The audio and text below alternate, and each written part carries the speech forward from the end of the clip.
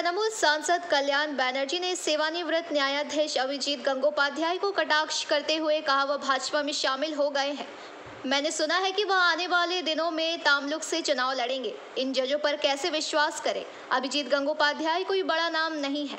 ये जज न्यायपालिका को राजनीतिक करियर बनाने की कोशिश करेंगे। साथ ही उन्होंने यह भी दावा किया कि अभिजीत गंगोपाध्याय ने 2.5 लाख लोगों के पेट पर लात मारी है। बाद में पत्रकारों से मुखातिब होते हुए कल्याण बंदोपाध्याय ने पीबीटीवी के माध्यम से ये बातें कही। भारतीय जनता पार्टीते जয়েন করেছেন, আগামী দিনে শুনছি তমলুকের ক্যান্ডিডেট হবেন। আমি তার প্রতি বিচার ব্যবস্থা আমি কি করে মনে রাখবো? আমরা কি করে বিশ্বাস রাখবো? বিশ্বাসটা আমরা কি করে রাখবো? বিশ্বাস তো রাখতে পারি না। বিশ্বাস কি করে রাখবো? এই বিচারপতিদের বিশ্বাস আমরা কি করে রাখবো? আজকে অভিজিৎ গঙ্গোপাধ্যায় যা করেছে তার উত্তর দিতে হবে। কারণ যে অভিজিৎ গঙ্গোপাধ্যায় একটা নাম বড় কথা নয়, বড় কথা হচ্ছে আজকে এই বিচারক তাকে যদি হারানো না যায়, বাংলার মানুষ, সমস্ত জায়গার মানুষ যদি প্রতিবাদ করে বিজেপিকে যদি না হারান, তাহলে এই সমস্ত যারা কুলাঙ্গার বিচার ব্যবস্থা, এই কুলাঙ্গার বিচারকরা তারা বিচার ব্যবস্থাকে আগামী দিনে তাদের রাজনৈতিক ক্যারিয়ার তৈরি করার জন্য সোপান তৈরি করবেন, তার ব্যবস্থা করতে হবে। যদি আমি আপনাদের কাছে বলে যাই, অরূপকে জেতান, বাঁকুড়া দুজন এমপি পাবে, একটা অনলাইন ব্যানার্জি আর একটা অরূপ চক্রবর্তী। আমি অরূপকে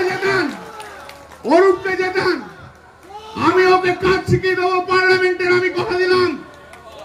আমি অরূপকে জেতান, অরূপকে দিয়ে কিভাবে প্রতিবাদের আওয়াজ তুলতে হয় পার্লামেন্টে আমি শিখিয়ে দেবো। 1998 সাল থেকে তৃণমূল কংগ্রেস যখন থেকে গঠন হয়, তখন থেকে অরূপ চক্রবর্তী আমার সঙ্গী গোটা বাঁকুড়া জেলায় যেখানে দরকার সেখানে গেছে। এই বাঁকুড়া জেলায় সমস্ত তৃণমূল কংগ্রেস কর্মীদের নিয়ে সেই সিপিএম এর জমানায় লড়াই আমি করেছি। আপনারা জানেন, যারা পুরনো কর্মী আছেন, যারা নেতা আছেন, তারা জানেন আমি কিভাবে লড়েছি।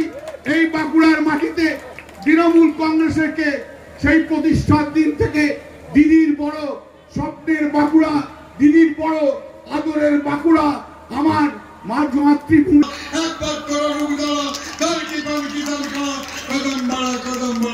পঞ্চায়েত নির্বাচন আমরা যেভাবে করেছি সেইভাবে আমাদের নির্বাচনে লড়তে হবে।